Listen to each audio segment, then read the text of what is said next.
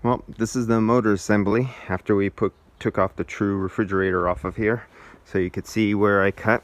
So here's your suction line right here.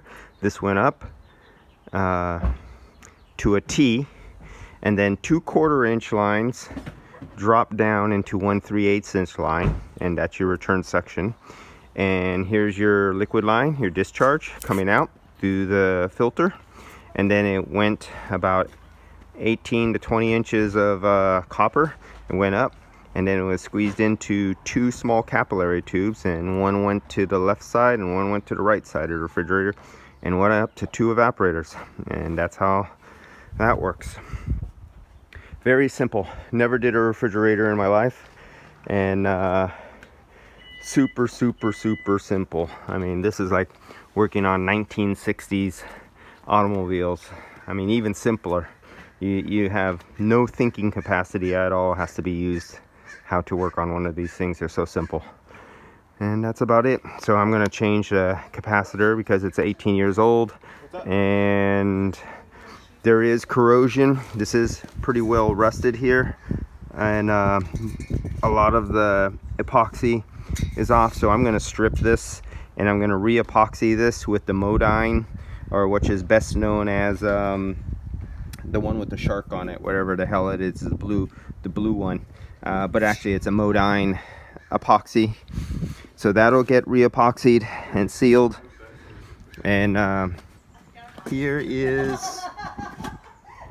here's the part numbers. Now, some of you guys who do this kind of work, if you could chime in and tell me if this has been replaced before, because I seen this sticker. It doesn't have a date. I mean, they have 11/30. Great. You give me the month, you give me the day, but you don't give me a year. And so maybe somebody knows how to read these serial numbers and chime in and let me know. Oh, here's a date code. Duh. Okay, something 24. That doesn't jive with that. And of 01, if somebody can tell me on that. And I was trying to see if this is a date code right here. I see JC4 3A1. And so I don't know if that's a date code or not. Now, I have changed these condenser units way back in the early 1992. My first 2 recycling machines for R12 and R134 were made by a company called Circon. And they use a condensing unit like this, and this was part of your RRR, recovery, recycle, and recharge machine. Literally had a refrigerator motor system in them.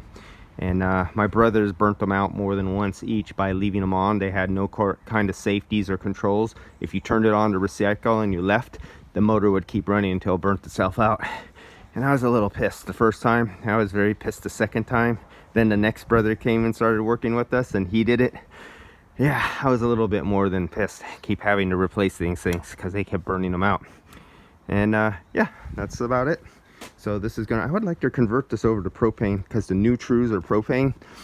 But what they do on the new Trues, because you're limited on how many ounces of R290 you can have here in the United States, what True did was, instead of putting one big motor with evaporators and having more than 5 ounces or 10 ounces of propane, what they did was put 2 small motors, 2 separate evaporators. So basically they had 2 separate systems, so they could put half the amount in each unit, so they can call it like a separate unit each. So the refrigerant quantity in any one system inside the cabinet never exceeded the amount allowed by law.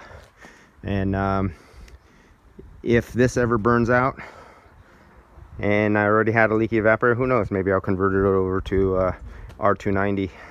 But I doubt this will burn out in the next, if I do everything right and this hasn't been damaged by running it low before, it'll go another 10-15 years, and yeah, it'll be up to my grandchild to work on it.